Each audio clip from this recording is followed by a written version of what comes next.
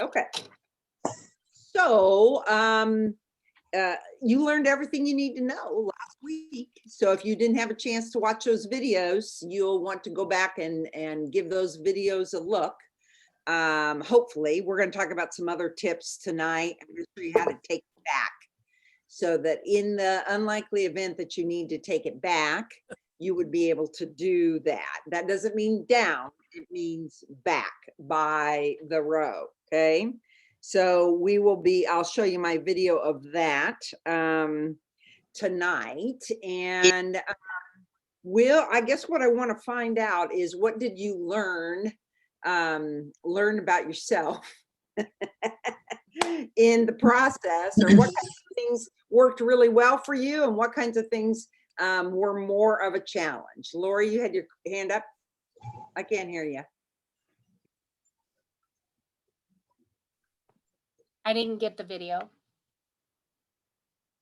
I think you're on the list. I will go back and look. Well, I might have gotten on after, and so I didn't. I added you because you sent me an email back and said you wouldn't be there.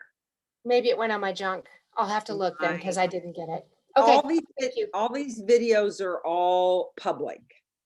Okay. So you can find them on YouTube right now, so to speak. Okay. So that way you don't have to wait for the email to come. So, all right. So what things did you learn this week, or what challenges came up? Let's start there. How many times did you have to do it? 1, 2. I ran out of fingers. 5, and got the 5. 10. Amy said 1. Anybody else willing? Oh, Theron's waving her hands. I ran. My yarn is sprayed.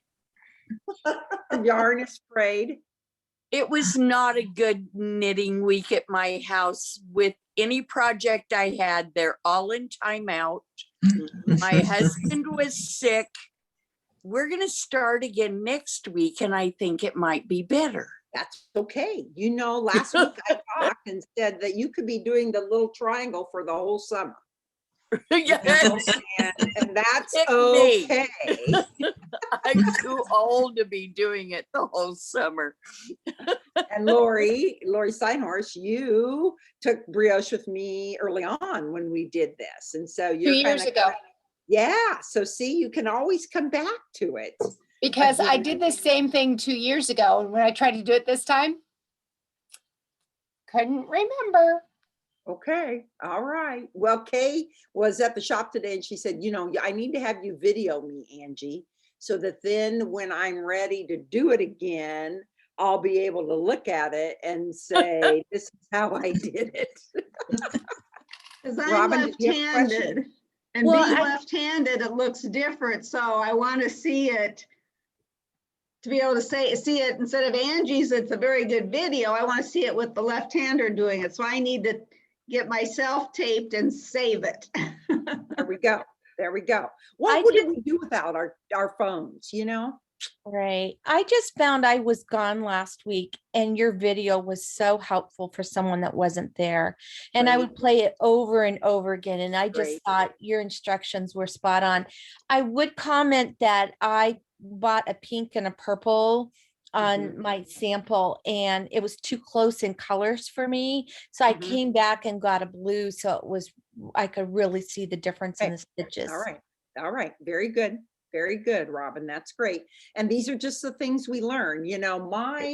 My color that I'm doing for my second shawl here it would be matchy a bit, but I can do a matchy because I know what I'm doing, and you'll all be able to do a match one again, in the future, because it won't be so. But for that first one, you got to be able to see what you're doing. Got to definitely. Amy, got your hand up? Oh, yes, there she comes.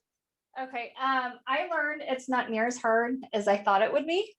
Okay, great. So I'm very excited about that. In fact, once I got my little swatchy swatch done, Last week, a new pattern came out. It's a cardigan done in brioche, and I immediately bought the cardigan pattern. Oh, Amy, go big or go home. That's the only way I know how to be. Fabulous, fabulous. Well, I tell you that, you know, and we talked about this last week, you need to turn right back around, just like socks, and do another project.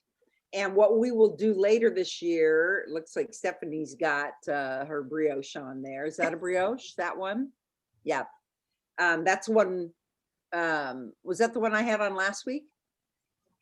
Yeah, okay. We're gonna do a decrease and an increase brioche then later on this year, so that then we can practice that, because look how beautiful that looks. It's got her chevron kind of look. Okay, who else has something to share about how your week went? Anne, you were waving 5 times or 10 times, how many? I lost Okay. count, especially in the square, this one. This took me, I don't know how many times to finally get it to the point where I liked it. So I brought it in to show it to you and you weren't there. It's the day after your shot. And so I said, yep, that's what it's supposed to look like. So it looks great. So I You said, feel okay. like you mastered it? So yeah, I think I have. In fact, I went ahead and I started mine. I'll do this side. I can only go to 136 because I have the Joella. Oh, So yeah. so I went ahead and started that, and then good thing my husband wasn't here today, because I was into it pretty far, and I looked down and I had dropped a stitch way at the bottom. I thought, oh yeah. So I thought, well, I'll just tear it out. I have plenty of time. I'll just tear it out. So I just start way at the beginning again. So Did you put a lifeline in then at your garter or not? like every four rows. Yeah, I put a lifeline every 5 rows after the first one. I got tired of tearing all the way back. So every 5 rows, I just, with those cool needles I got from you, Angie, where you have the little hole, I just run it through every 5 rows regardless, because I got so tired of going too far back. So it's very helpful and less frustrating. Good. Okay. Luann, how about you? How'd yours go? It went pretty well. It took me a couple of times to get the little one done.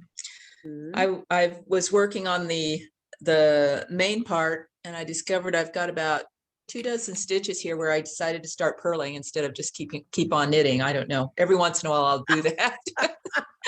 So I've got to go back a couple rows and fix that now. But yeah, Okay. Other than that, it's been going pretty good. Okay, good. I can tell the brioche is going to take quite a while because I really had to go slow and concentrate on that. So yeah, it'll take a while. I think what I really like about this is that long run of row, that long run of stitches. You know, you could do 10 or 20 stitches, but by the time you've done the 150 stitches, you're really getting it. You're really getting, other than if there's a problem, it's a lot of stitches, but you really get a really good practice of it. You know, a lot of people like to teach brioche as one color. And I just think that would be difficult to do. For me, I don't know about you guys, do you feel like the 2 color is easier to see? You can really see that? Yeah, Definitely. I know. I mean, a lot of beginning brioche is taught with 1 color. And I've always felt like 2. I don't know how you'd ever see an error if you only did 1 color. Yeah. Kay? One thing I found from my little sample piece that I did is I decided to go down 1 needle size on my brioche section. So I think I started on a 4 and I'm doing the brioche on a 3, and I'm really liking how that is looking with my garter stitch part. And I saw it today and it looks, I mean, you couldn't tell any different. You know, I mean, as far as fabrication in the piece, it doesn't look like it's pulling in. And I'm gonna go down this time on mine as well and give that a try. After I saw yours, I felt like, sometimes we just get so locked into the pattern says a 4, I gotta use it. We're back to trusting our instinct on and especially for me, a super loose knitter, brioche is loose to begin with. It's gonna, it gets even more loose. So I was glad to see that today, Kay. Sandra, how about you? Yeah, so I'm glad we started off with a little practice swatch because I did have one thing that now I know and I will not be doing it again. One of my first couple rows where I was doing the brioche knit, I think I forgot to move my yarn to the front for the slip stitch. So you can see that. I didn't go back to fix it or anything, but now I see that I did that and I won't do it again. Okay. That's good. That's good. I love that little swatch. It's, for your Barbie dolls. So, if you got little grandkids or little ones around, it's a perfect Barbie doll brioche shawl. Or teddy bear. Yeah. Sylvia, how did it go for you? I found the place I'm making the most mistakes is on the increase edge. And I've decided maybe I'm not going to be my usual perfectionist if it's not absolutely perfect. Okay, good, Sylvia. Yeah, that's a big step for me, but I ripped back to my setup row once after I was on row 3. So that's the only ripping back I've done. If I can just go straight and not have the TV on, I really have to concentrate, or I just end up doing by rote, and who knows what you do. I know. It's definitely not a social knitting project. No. It's sometimes not a husband or kid knitting project, and it's not a TV knitting project necessarily. I mean, even, I was working this morning on the swatch for tonight, and I was like, I can't even tell you what row I'm on. And that was just a split second of doing a few. Many of you are nodding and understanding. It was just a split second that I had looked at the paper and I'm like, I don't know. I got to figure it out. I love Knit Companion though for this. Oh, great. Yeah. For the rows, for the move up and down. Okay, great. To move that little yellow line. That's working really well. Sure. Yeah, we haven't talked about Knit Companion for a while, have we, since we did our mosaic? Linda T, how'd it go for you? It was not a week for me to be concentrating knitting. So I did watch a few of the videos and knit on my Mother's Day shawl, which was what I could do. So that's fine. We all know that, don't we? We know that some days are just weeks, and some months and years are just better for different things. So good for tuning into that. Cheryl?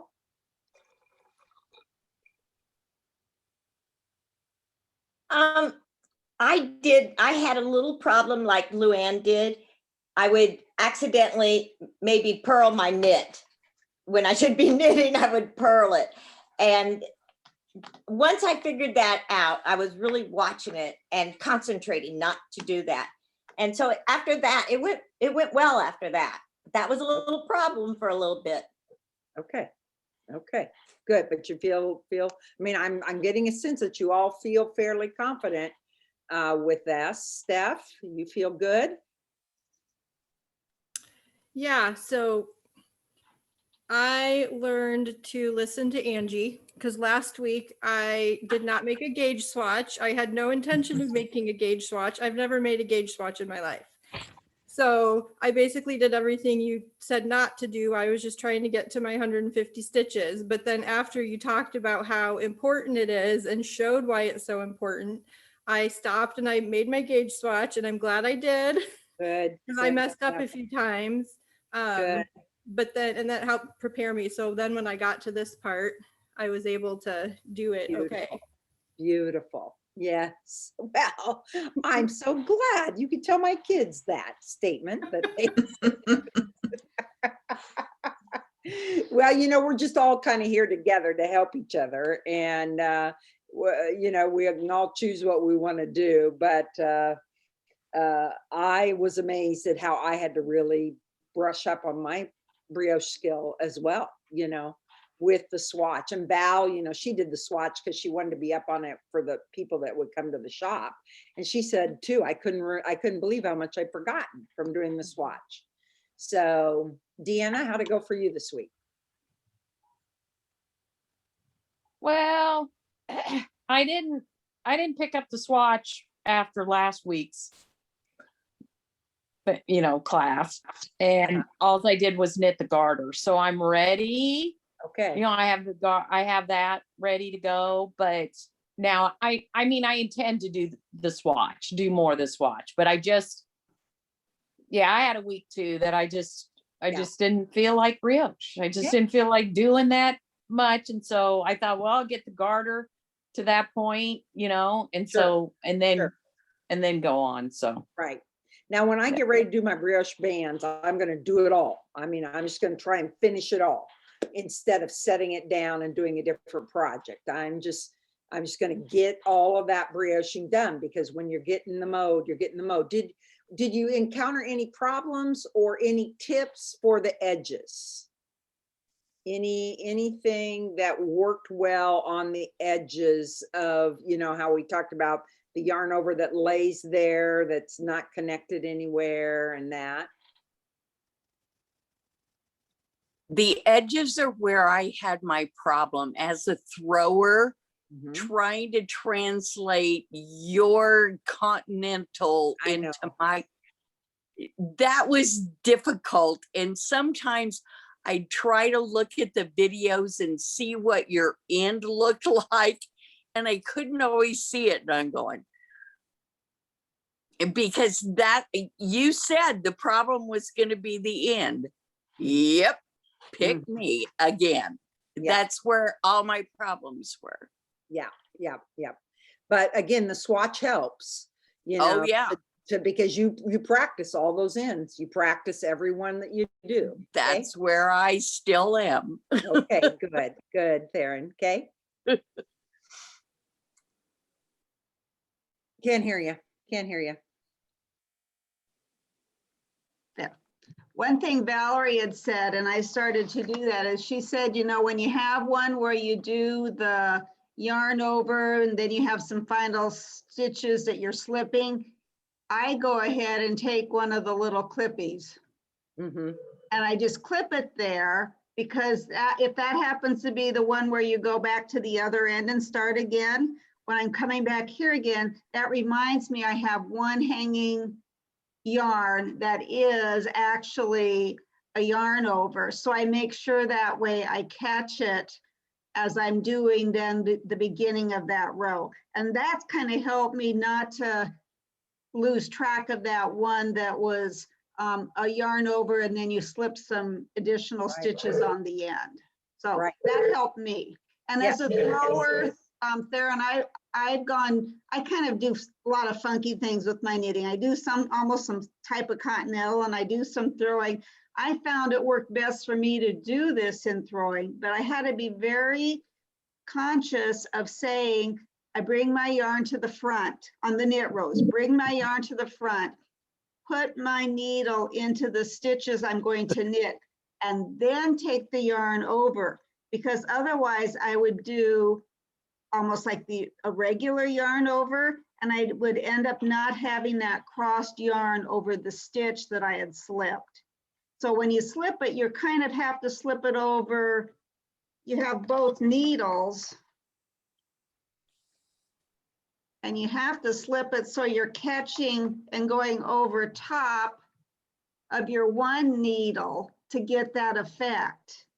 And so that's what took me the longest in learning the brioche stitch. Was I was always, do my slips, my yarn overs, and I do the two pieces together, whatever. But on those knit rows, I'd always end up without that. And so that's what I really found out worked for me, is to really rethink, make sure that yarn's in the front. When I go to do my knit, then it has to cross over, in a sense, both of those needles to make a cross over that one stitch. Thanks. Very good. Okay, we're gonna look at, I'm gonna show you an example of taking the row back and some other tips. Okay, so here we go. Hang on, gotta get the. Show you how to tink back your brioche, and yes, it can be done. An important thing is you need to know what row you're on. And I love these little counters. And even though it doesn't have an A and a B, you could still use this counter for telling 5-1 could be 5A, 5-2 could be 5B.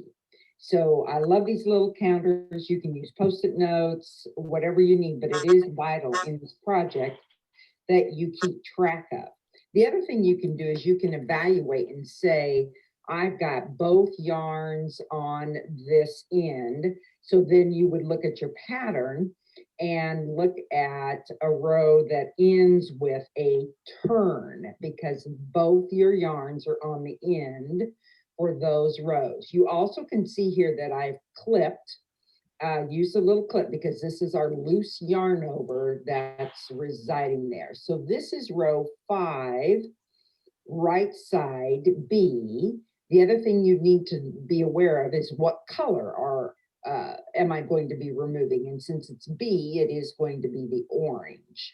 And so with that, you would simply slip both of these stitches back. I'm going to put my yarn behind first. I'm going to use that yarn over, slip both of these stitches back, tighten it up just a smidge.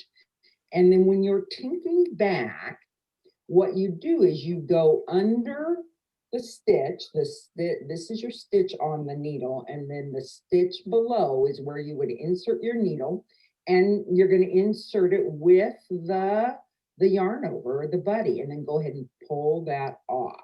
There we go.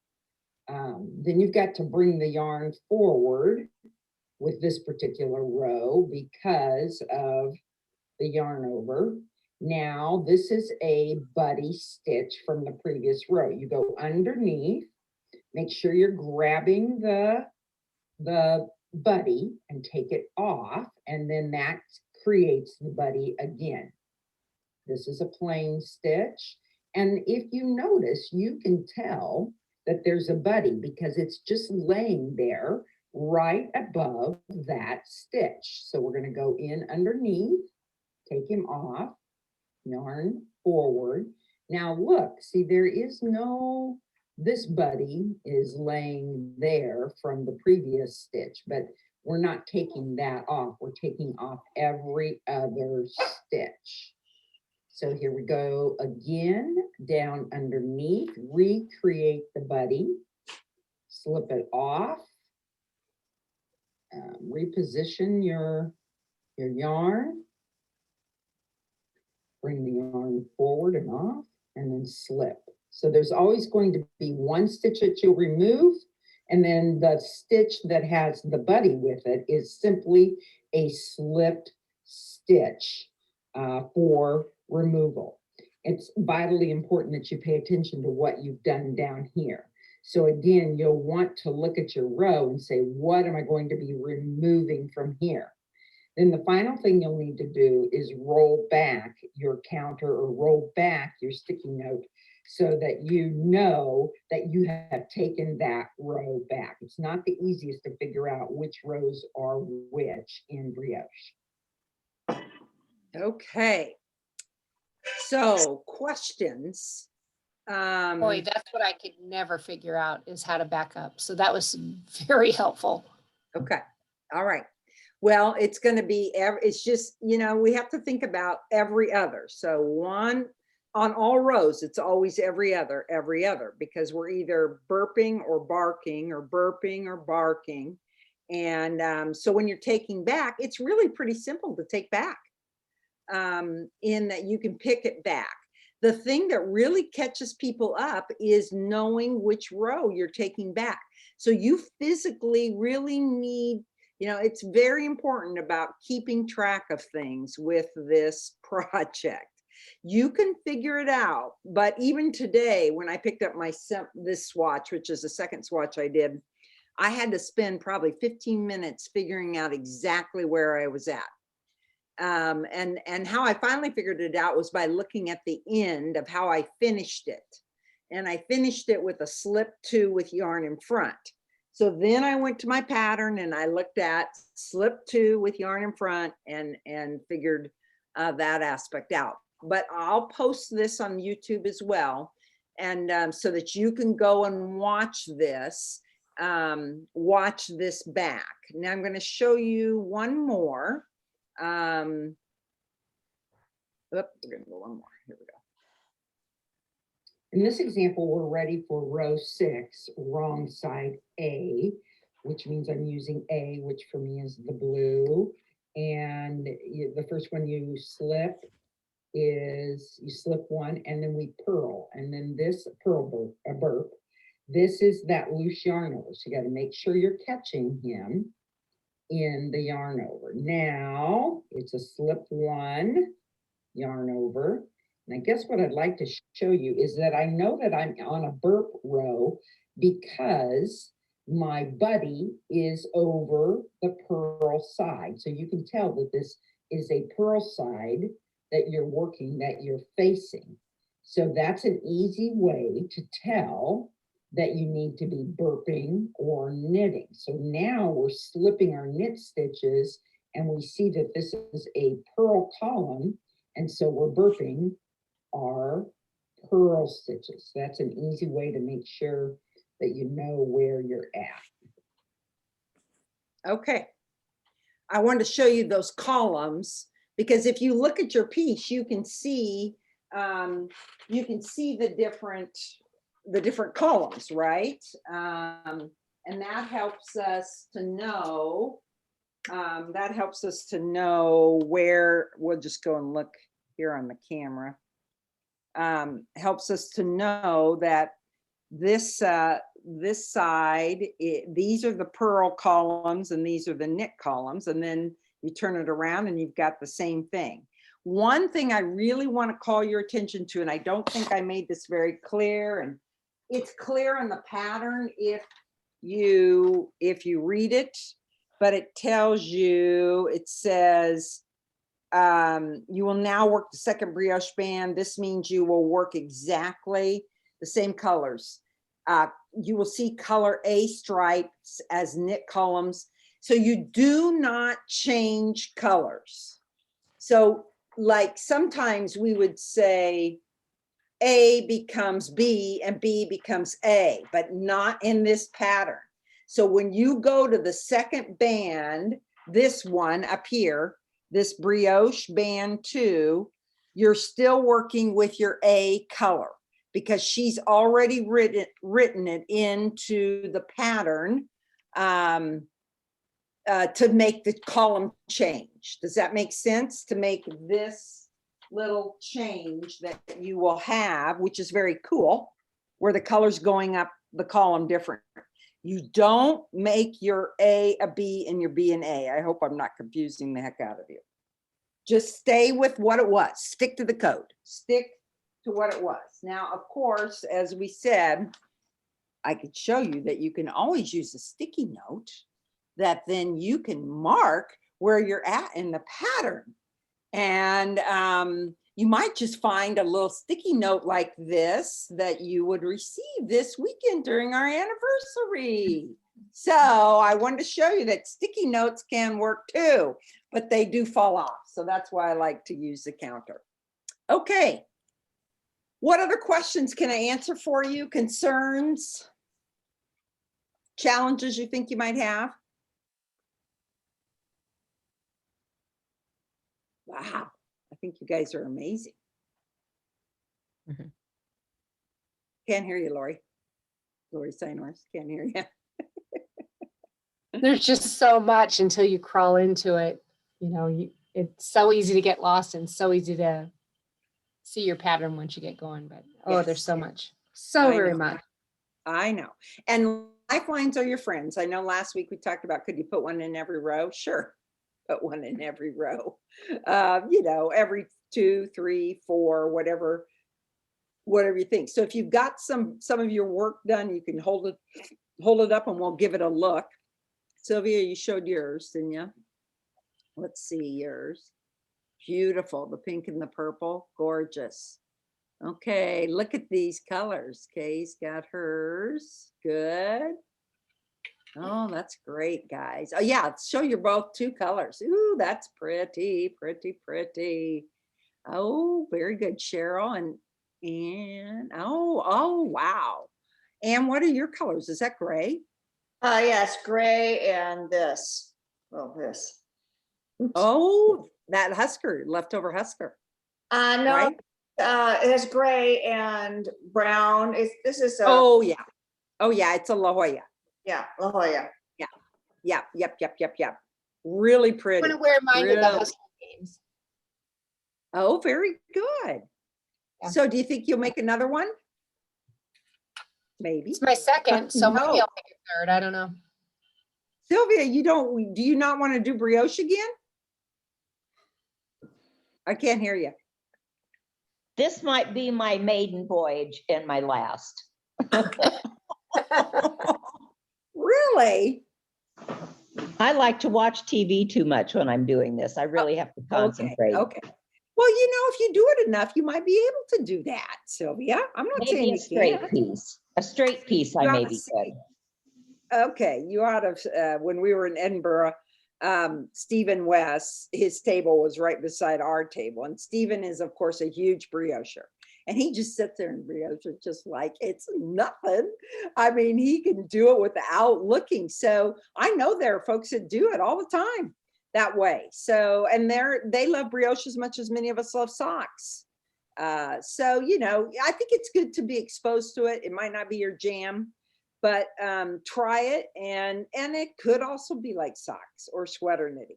Try it a second or a third time because you might just catch a fever. I know Stephanie, the one that she has on, I had so much fun with that because it was even more challenging, just a bit more, you're dealing with like 5 stitches at a time with their yarn overs. You have 1 stitch and a buddy stitch and a buddy stitch, and then you do a decrease, and it's actually not that hard to do once you get it, but you got to understand brioche. So best of luck to you. Next week we will give everything a look. Your call is to see if you can get into your major pattern, your main part this week, if you'd like, and we'll troubleshoot next week again and have a little show and tell, and we'll see how you have progressed. Okay.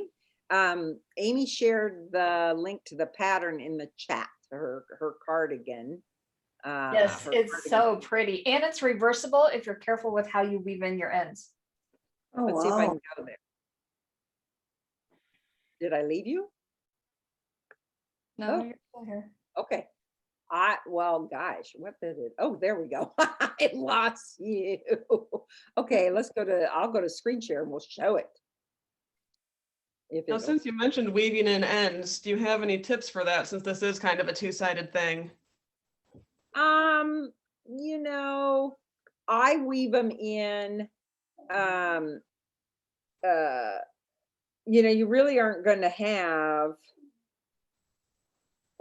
just kind of at the beginning and at the end of your brioche band. So I would weave it into that first row, Sandra, Yeah, that's but I not mean, part of the first row of garter. yeah.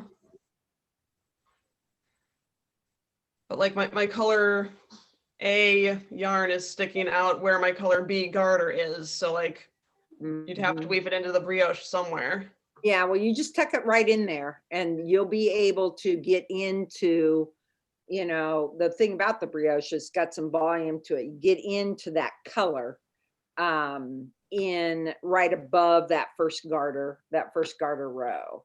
Okay. Yeah, you're just going to have to play with it a little bit. Here, let's look at Amy's cardigan.